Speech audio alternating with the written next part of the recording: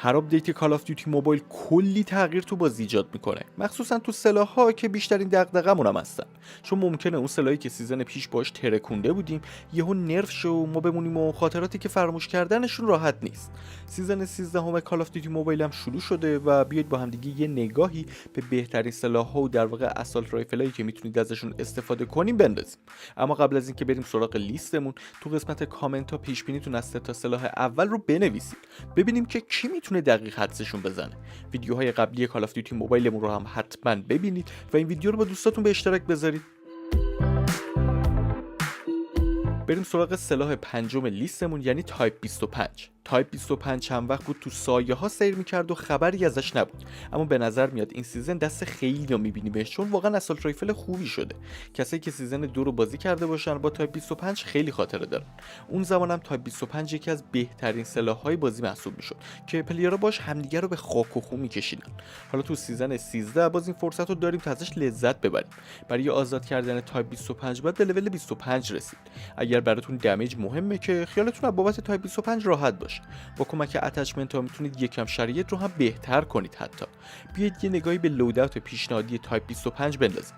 برای برل از MIP لایت، برای لیزر از OWC لیزر تاکتیکال، برای آندر برل از استرایک فور گریپ، برای ریر گریپ از استیپل گریپ تیپ و برای امینیشن هم از استاپینگ پاور ریلود استفاده کنید. اگر از این قسمت یه اسکرین شات بگیرید بعداً راحت میتونید کپیش کنید. سلاح چهارم لیستمون همون یارو یاور قدیمیه، همونی که همه میشناسیمش و بهش تعلق خاطر داریم، AK47. تو سیزن 12 خیلی میگفتن استفاده از AK47 سخت و نمیشه درست حسابی ازش استفاده کرد، اما بالاخره تو سیزن 13 یکم بهش محبت شد و میبینیم که AK47 باف شد و حالا دیگه نباید مشکلی برای استفاده ازش داشته باشیم. در واقع AK47 همیشه اون سلاحی بوده که میدونستیم خیلی قویه و اگر برش داریم میتونیم باهاش بتره کنیم.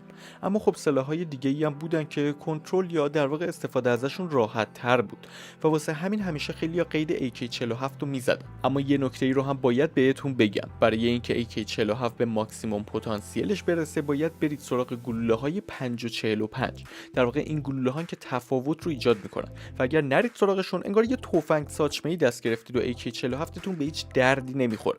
حالا بیاید یه نگاهی به اتچمنت هایی که باید روی AK47 سوار کنید بندازیم. برای برل از MIP لایت، برای لیزر از OWC لیزر تاکتیکال، برای آندر برل از رنجر فور گریپ، برای ریر گریپ از رابرایز گریپ تیپ و برای امینیشن هم از 5.45 کالیبر اما استفاده کنید. سلاح سوم لیستمون BK57. شاید باورش سخت باشه اما جدی BK57 تو سیزن 13 هم جزو بهترین سلاح‌های بازی و 3 تا اسالت رایفل برتر کاد موبایل محسوب میشه. اگر استایل بازی کردنتون اگریسیو یا همون خشن و همیشه دوست دارید وارد درگیری شید، BK57 انتخاب خوبیه. البته BK57 همیشه سلاح بدی هم نبوده ها. تو سیزن 9 و 10 خیلی ازش استفاده می‌کردن، اما تو چند تا سیزن قبلی اونطور که باید و شاید خوب نبود و اصلا فراموش شد. ممکنه بگید ریکویل BK57 زیاد و نمیشه درست حسابی کنترلش کرد، اما برای این مشکل هم یه راه حل خوب هست. کافی اتچمنتاتون رو تغییر بدین تا ریکویل BK57 قابل کنترل تر شه. در نتیجه توی این قسمت اتچمنت های BK57 تا حدودی به خودتون بستگی داره. اگر با ریکویلش مشکل دارید بهتره اونایی رو انتخاب کنید که ریکویل رو خنثی میکنن. اما بیاید یه نگاهی به لودت و پیشنهادی بندازیم.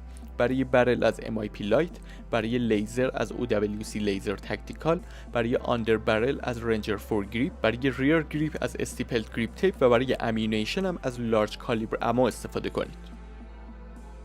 اگر کاد موبایل باز باشید باید مورد دوم رو خوب بشناسید. DRH دومین اسالت رایفل برتر سیزن دوم محسوب میشه. البته این چیز عجیب یا جدیدی هم نیستا، کلا تو چند تا سیزن قبلی همیشه DRH جزو بهترین سلاح‌های بازی بوده. پس از این بابت باید خوشحال باشیم که تو سیزن 13 نمیبینیم شوت شده ته لیست و دیگه هیچکس ازش استفاده نمیکنه.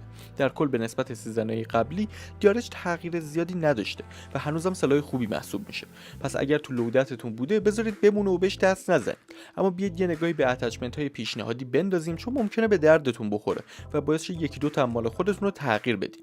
برای برل از MIP لایت، برای لیزر از OWC لیزر تاکتیکال، برای آندر برل از رنجر فور گریپ، برای ریر گریپ از استیپل گریپ تیپ و برای امینیشن هم از 25 راوند او تیم کالیبر استفاده کنید.